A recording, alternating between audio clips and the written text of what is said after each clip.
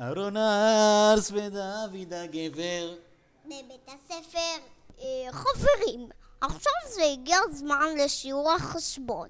מישהו יודע כמה ושתיים ועוד שתיים? אני יודע מורתי. כן דוד, אז כמה ושתיים ועוד שתיים? אהרון, כמה זה שתיים ועוד שתיים? זה נראה לי 3. אמורה, הרי ידוע ששתיים ועוד שתיים זה 3.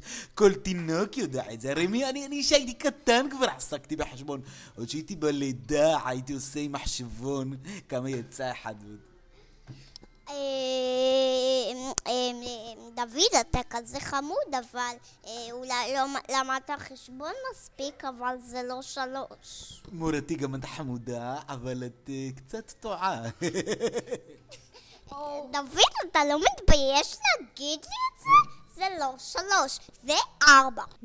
דוד, המורה טועה 100%. כל תלמיד יודע, כל תינוק יודע ששתיים ועוד 2 זה 3, והרי לא 4. המורה הזאת קצת מיקרובית וטיפשה. אהרון, עוף החוצה, איך אתה מעז לדבר? אוי ואבוי לך. אני מאוד מתנצל מורתי, מהכיתה הטיפולית. אהרון ארס ודוד הגבר. בבית הספר.